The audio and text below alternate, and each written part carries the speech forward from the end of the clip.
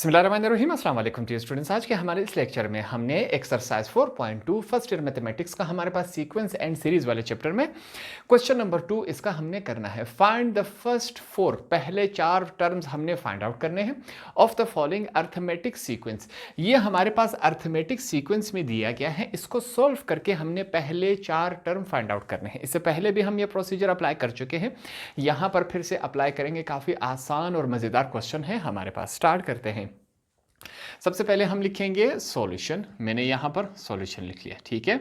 Solution के बाद हमारे पास क्वेश्चन में मैं क्या लिखूंगा, जो क्वेश्चन है एक दफा लिख लेता हूं। A n is equal to 2n minus 5, इसको मैंने इक्वेशन नंबर 1 का नाम दिया, ठीक है। अब यहां पर मैं क्या लिख रहा हूं, put n is equal to 1 2 3 4। ये n की वैल्यू 1 2 3 4 हमने 1 बाय 1 करके पुट करना है, ताकि हमारे पास जो 4 टर्म्स है वो आ सके। n की वैल्यू हमने अपने आप से ली है, ठीक है, ताकि ये क्वेश्चन सॉल्व हो सके। इन इक्वेशन 1 ये वैल्यूज उठा के हमने इक्वेशन 1 में पुट अप करनी है। तो अब यहां पर इसको हमने सॉल्व करना है। सबसे पहले यहां से स्टार्ट करते हैं। n की जगह हमने पहले 1 को इस्तेमाल करना है। मैं लिखूंगा a, n की जगह क्या आएगा 1 आएगा, इज इक्वल टू 2 लिखूंगा मैं, n की जगह क्या आएगा 1 आएगा, माइनस 5 है, ठीक है। ये इसके बाद क्या है, अगला स्टेप है हमारे पास a1 इज इक्वल टू, फिर से क्या मौजूद है, 2 मल्टीप्लाई बाय 1 क्या हो जाता है 2 हो जाता है, माइनस 5 मौजूद है। नेक्स्ट स्टेप है हमारे पास a1 हमारे पास इज इक्वल टू, माइनस 5 में से 2 गए तो हमारे पास माइनस 3 रह गया। आगे चलते हैं फिर से। अब हमने क्या करना है, n की जगह अब हमने सेकंड वैल्यू 2 को पुट अप करना है। मैं लिखूंगा a2 इज इक्वल टू 2 लिखेंगे n की जगह, 2 हमारे पास माइनस 5, ये हमने लिख लिया। नेक्स्ट स्टेप है a2 is equal to 2 multiply by 2 क्या हो जाएगा 4, माइनस 5 मौजूद है। नेक्स्ट स्टेप है हमारे पास, हम लिखेंगे a2 is equal to, minus 5 में से 4 चले गए तो हमारे पास माइनस 1 रह गए। 2 टर्म्स हमने फाइंड आउट कर लिए, 4 है टोटल, ठीक है। अब हमने a की जगह 3 को पुट अप करना है। हमारे पास क्या आएगा a3, n की जगह मैं लिखूंगा 2, n की जगह 3, हमारे पास माइनस 5 मौजूद है, इज इक्वल टू, मैं लिखूंगा a3 is equal to 2 multiply by 3 क्या होता है 6 माइनस 5। नेक्स्ट स्टेप है हमारे पास a3 इज इक्वल टू 6 में से माइनस 5 गए तो हमारे पास 1 रह जाएगा। लास्ट वैल्यू है, इसको पुट करके देखते हैं। a4 को अब हमने 4 n की जगह 4 को पुट कर लिया, ठीक है। 2 है, n की जगह हमारे पास 4 माइनस 5। अगला स्टेप है हमारे पास a4 is equal to 2 multiply by 4 क्या होता है 8 हो जाता है, माइनस 5, ठीक है। आगे चलते हैं, a4 की वैल्यू हमारे पास क्या आएगी, 8 में से माइनस 5 गए तो हमारे पास 3 रह जाएगा। तो ये हमने 4 टर्म्स फाइंड आउट कर लिए। यहाँ पर हम एंड में क्या लिखेंगे, रिक्वायर्ड टर्म्स आर, ठीक है, यही लिख लेते हैं। रिक्वायर्ड टर्म्स आर हमारे पास क्या है, -3 -1 1 और 3। ये वो 4 टर्म्स थे जो हमने इस अर्थमेटिक सीक्वेंस से निकाल लिए। सेकंड पार्ट हमारे पास इस फॉर्म में मौजूद है, इसको सॉल्व करेंगे। स्टार्ट करते हैं। हमारे पास सबसे पहले मैं क्या लिखूंगा, सॉल्यूशन। काफी मजेदार और इंटरेस्टिंग क्वेश्चन है हमारे पास ये। सबसे पहले हमने क्या करना है, यहां पर ये जो -2 है इसे हमने खत्म करना है। इसको खत्म करने के लिए हम क्या लिखेंगे, यहां पर सबसे पहले मैं क्या लिखूंगा, replace n by n plus 2। हमने n की जगह इस क्वेश्चन में जहां जहां n आ रहा है उसकी जगह अब n प्लस 2 लिखेंगे। क्यों, क्योंकि हमने इस -2 को ख़त्म करना है, ठीक है। तो इसको हमने कर लेना है। यहां पर स्टार्ट करते हैं। सबसे पहले यहां पर मैं लिखूंगा n की जगह हम क्या लिखेंगे, n प्लस 2 लिख लिया, -2 अभी तक मौजूद है, हमने लिख लिया। 3 मौजूद है, n की जगह क्या लिखेंगे, n प्लस 2 हमने लिखना है, -4, ठीक है। तो यहाँ पर n की वैल्यू डाल दी और यहाँ पर तो ये हमारे पास इस फॉर्म में है। इसको सॉल्व करते हैं, आसान सी बात है। +2 -2 के साथ कैंसिल हो गया। यहाँ पर हमारे पास क्या वैल्यू रहेगी, an इज इक्वल टू 3 इस ब्रैकेट के साथ मल्टीप्लाई हो रहा है, 3 मल्टीप्लाई बाय n हमारे पास 3n रह जाता है, प्लस का साइन है, 3 2 हमारे पास 6 -4, ये वैल्यू बच गई।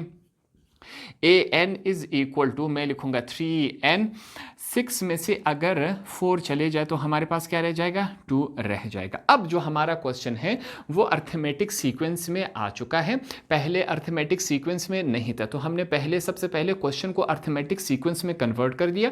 अब इसके बाद हमने इसको सॉल्व करना है। इसे मैं क्या नाम दूंगा, इक्वेशन 1 का हमने नाम दिया। इसके बाद हमने क्या लिखना है, put n is equal to 1, 2, 3 और 4 टर्म हमने फाइंड आउट कर लिए। इसी वजह से n की जगह हमने 4 वैल्यूज पुट अप करने हैं जो कि हमने अपने आप से ली है इन इक्वेशन 1 में। इसको हमने क्या करना है, पुट कर लेना है। तो स्टार्ट करते हैं। सबसे पहले हमने स्टार्ट लेना है 1 से, इस नंबर से। तो हम लिखेंगे a, n की जगह क्या आएगा 1, मैं लिखूंगा 3, n की जगह 1 प्लस 2। नेक्स्ट स्टेप है हमारे पास, फिर से मैं लिखूंगा a1 is equal to 3 multiply by 1 क्या होता है, 3 प्लस 2 है। नेक्स्ट स्टेप है हमारे पास a1 is equal to 3 plus 2 कितना होता है हमारे पास, 5। ये हो गया। आगे चलते हैं। अब हमने क्या करना है, सेकंड वैल्यू को हमने यहां से चूज करना है। इसे हमने पुट करना है n की जगह 2 इज इक्वल टू 3 n की जगह, ठीक है। इसको देखते जाए, n की जगह अब हमने 2 पुट अप करना है, प्लस 2 मौजूद है। नेक्स्ट स्टेप है हमारे पास a2 is equal to 3 multiply by 2 क्या होता है, 6 प्लस 2 हमारे पास मौजूद है। फिर से a2 is equal to 6 plus 2 कितना होता है हमारे पास, 8। यहाँ पर हमने 2 टर्म्स फाइंड आउट कर लिए। तीसरे टर्म की तरफ चलेंगे। अब हमने ये वाली वैल्यू n की जगह पुट करना है। n की जगह 3 पहले से है, n की जगह 3 प्लस 2। नेक्स्ट स्टेप है हमारे पास a3 is equal to 3 multiply by 3 कितना होता है, 9 प्लस 2। नेक्स्ट स्टेप है हमारे पास a3 is equal to 9 plus 2 कितना होता है हमारे पास, 11। लास्ट वैल्यू हमने पुट अप करनी है। अब इसको ट्राई करते हैं। a4 इज इक्वल टू 3 है, n की जगह हमने 4 पुट कर लिया, प्लस 2।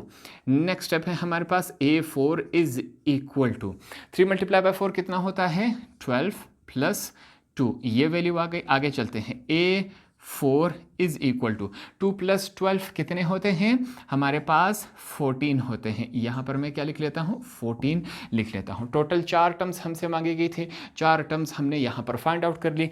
एंड में हम क्या लिखेंगे, यहाँ पर मैं लिख लूँगा रिक्वायर्ड टर्म्स आर। जो आपने हमसे टर्म्स पूछी थी वो हमने फाइंड आउट कर ली, जो कि हमारे पास क्या है, 5, 8, 11 और 14। यही हमारा क्या है, आंसर है। 4 टर्म्स हमने यहाँ पर फाइंड आउट कर लिए। तो थर्ड पार्ट हमारे पास इस तरह का अर्थमेटिक सीक्वेंस दिया गया है, इसको हमने सॉल्व करना है। यहाँ पर क्वेश्चन में से स्लाइड सा चेंज है, एक और हिस्सा भी दिया गया है कॉमे के बाद, ठीक है। a1 इज इक्वल टू 4, तो क्वेश्चन के 2 हिस्से हुए। हमने क्या करना है, इस वाले हिस्से पर काम करना है। स्टार्ट करते हैं। यहाँ पर सबसे पहले मैं क्या लिखूंगा, सॉल्यूशन के बाद हमने इस वाले हिस्से पे काम करना है। क्या है, n-1 इज इक्वल टू 15। ये वाला हिस्सा हो गया। यहां पर थोड़ी सी हमने रिप्लेसमेंट करनी है। किस चीज़ की रिप्लेसमेंट करनी है, अब ये जो वाला हिस्सा है हमारे पास, यहां पर मैं आपके लिए निशान लगा देता हूं। ये वाला जो हिस्सा है इसको हमने मूव करवाना है इज इक्वल टू के इस तरफ, ठीक है। ये वाले हिस्से को हमने मूव करवाना है, तो करवा लेते हैं। यहां पर हमारे पास क्या है, an इज इक्वल टू, ये वाला हिस्सा यहां पर नेगेटिव था, इज इक्वल टू की दूसरी तरफ जाके क्या हो जाएगा, पॉजिटिव। तो ये हमारे पास इस शक्ल में आ जाएगा, ठीक है। अब इसे हम क्या करेंगे, इक्वेशन 1 का नाम देंगे। सिंपली हमने एक ही स्टेप कर लिया। अब हमारा क्वेश्चन जो है अर्थमेटिक सीक्वेंस में आ गया, ताकि इसको हम सोल्व कर सके। यहां पर फिर से हम क्या लिखेंगे, put n is equal to, इस दफा यहां पर मैं देखे लिखूंगा 2, 3 और 4, ठीक है। इससे पहले हम लिखते थे 1, 2, 3, 4, ठीक है। 4 ही टर्म्स हमने फाइंड आउट करने हैं। यहां पर मैंने 1 को क्यों मिस किया, आगे जाके मैं आपको समझा देता हूं। स्टार्ट करते हैं। सबसे पहले हमने क्या करना है, n की ये वाली वैल्यू पुट करनी है इस पूरे अर्थमेटिक सीक्वेंस में। मैं लिखूंगा a, n की जगह क्या आएगा, 2 आएगा, is equal to a, n की जगह 2 -1 मौजूद है, प्लस 15। आगे चलते हैं। नेक्स्ट स्टेप है a2 इज इक्वल टू 2 में से 1 गया, हमारे पास क्या रह जाएगा, 1 रह जाएगा, प्लस 15 है। आगे का स्टेप है हमारे पास, मैं लिखूंगा a2 इज इक्वल टू, यहां पर चेक करें क्वेश्चन में एक वैल्यू दी गई हमारे पास, क्या है, 1 इज इक्वल टू 4। तो यहाँ पर अब a1 की जगह हम क्या करेंगे, उसकी अपनी वैल्यू यहाँ पर पुट कर लेते हैं। a1 के कितने के बराबर है 4, तो हम लिखेंगे 4 प्लस 15 पहले से मौजूद था। आगे का स्टेप है हमारे पास a2 is equal to 15 plus 4 कितने होते हैं हमारे पास 19। तो पहला टर्म हमने यू फाइंड आउट कर लिया। आगे चलते हैं। अब हमने क्या करना है, इस वैल्यू को हमने पुट कर लेना है। देखते हैं हमारे पास क्या आता है। a n की जगह हमने 3 को पुट कर दिया, ठीक है। यहाँ पर इज इक्वल टू a लिखूंगा, n की जगह 3 माइनस 1 प्लस 15। आगे चलते हैं, इसको सॉल्व करेंगे। यहाँ पर मैं लिखूंगा a3 इज इक्वल टू 3 में से 1 चला गया तो हमारे पास क्या रह जाएगा 2 रह जाएगा, प्लस 15 हमारे पास मौजूद है इज इक्वल टू, फिर से या सॉरी नेक्स्ट स्टेप है हमारे पास, मैं लिखूंगा a3 is equal to a2 की जगह हम उसकी वैल्यू लिखेंगे जो कि हमारे पास क्या है 19 है, प्लस 15 पहले से मौजूद है। आगे का स्टेप है हमारे पास क्या है a3 इज इक्वल टू, हमारे पास ये क्या बन गया 19 प्लस 15 हमारे पास क्या होता है, इसे जानते हैं हमारे पास ये है 34, यहाँ पर हमने लिख लिया। अब हमने क्या करना है, इस वाले टर्म को इस्तेमाल करना है, ठीक है। यहाँ पर मैं लिखूंगा a n की जगह हमने 4 पुट कर दिया, फिर से a n की जगह हमने 4 माइनस 1 मौजूद है प्लस 15। आगे चलते हैं, इसे सॉल्व करेंगे। हमारे पास क्या है a4 is equal to a, 4 में से 1 गया तो हमारे पास 3 रह जाएगा, प्लस 15 है। नेक्स्ट स्टेप है हमारे पास, मैं लिखूंगा a4 is equal to a3 की वैल्यू हमारे पास मौजूद है, कहाँ है, ये रहे 34 है, तो हमने 34 लिख लिया प्लस 15, ठीक है। a3 की जगह उसकी वैल्यू हमने सिंपली पुट अप कर दी। a4 इज इक्वल टू 34 में से अगर हम 15 को ऐड करवा दे तो हमारे पास ये क्या बन जाएगा 49, तो यहाँ पर हमने 49 लिख लिया, ठीक है। 4 वैल्यूज हमसे मांगी गई थी, 3 हमने फाइंड आउट कर ली, एक हमें क्वेश्चन में दी गई थी, तो 4 वैल्यू 4 टर्म्स हमारे पास हो गए। यहाँ पर हम क्या लिखेंगे, मैं लिखूंगा रिक्वायर्ड टर्म्स आर, वो हमारे पास कौन से हैं, यहां पर a1 से स्टार्ट करेंगे 4, 19, 34 और 49, ये वो 4 टर्म्स थे जो कि हमने यहां पर फाइंड आउट करके दे दिए। क्वेश्चन नंबर 2 का लास्ट पार्ट नंबर 4 हमारे पास इस फॉर्म में है। क्वेश्चन क्या कहता है, a3 is equal to 18 and the other 3 consecutive terms are 54, 60 and 66। तो इस क्वेश्चन को अब हमने आसान तरीके से, आसान अल्फाज से सॉल्व करना है। काफी इंटरेस्टिंग होने वाला है क्वेश्चन। सबसे पहले यहां पर हम लिखेंगे सॉल्यूशन। सॉल्यूशन के बाद हमने सबसे पहले क्या लिखना है, a3 इज इक्वल टू 18, ठीक है। आगे हमने क्या लिखना है, मैं फिर से लिखूंगा कंसेक्यूटिव टर्म्स आर, जो हमारे पास कंसेक्यूटिव टर्म्स है वो कौन से हैं, यहां पर हम लिखेंगे वो है 54, 60, 66, ये 3 हमारे पास क्या है कंसेक्यूटिव टर्म है 3, ठीक है। ये क्वेश्चन से हमने निकाली, ये दोनों बातें अब तक हमने क्वेश्चन से निकाली है। आगे मैं क्या लिखूंगा, द कॉमन डिफरेंस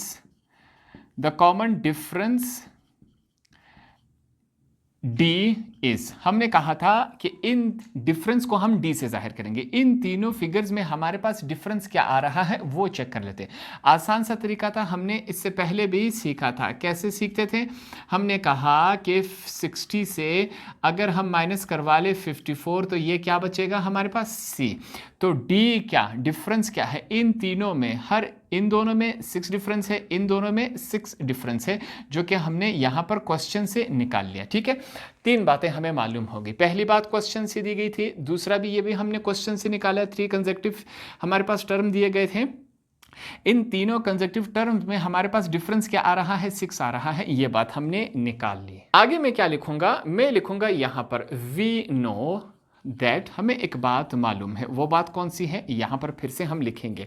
मैं लिखूंगा a3 is equal to a1 plus 2d, ये बात है हमारे पास। अब चेक करते हैं, a3 की भी वैल्यू मौजूद है, d की भी वैल्यू हमारे पास मौजूद है, ठीक है। d को हमने क्या लिया, ये वाली वैल्यू हमने इस्तेमाल करनी है, डिफरेंस 6 आ रहा है। a3 की जगह हमने क्या पुटअप करना है 18, तो यहां पर मैंने 18 पुटअप कर लिया, इज इक्वल टू a1 यहां पर मैंने लिख लिया, ठीक है। प्लस है हमारे पास आगे 2 है। डी की जगह हम क्या लिखेंगे 6, मैंने यहाँ पर 6 लिख लिया। आगे चलते हैं, हमारे पास में लिखूंगा 18 is equal to A1 plus 2 multiply by 6 क्या होता है 12 होता है। आगे चलते हैं, अब क्या करना है, हमने इस 12 को हमने इज इक्वल टू के इस तरफ शिफ्ट करवा लेना है। यहाँ पर पॉजिटिव है, इज इक्वल टू की तरफ आके नेगेटिव बन जाएगा। 18 minus 12 is equal to A1, ठीक है। हमारे पास क्या फॉर्म बना रहा है, 12 में से 18 में से 12 गए तो हमारे पास 6 रह जाएगा, ये A1 है। इसको अगर हम सीधा करके लिखे A1 इज इक्वल टू 6, तो पहला हमारे पास टर्म आ गया जो कि हमने U फाइंड आउट कर लिया। ये बातें क्लियर हो गई, काफ़ी आसान था, काफ़ी सिंपल तरीके से हमने यहाँ पर कर लिया।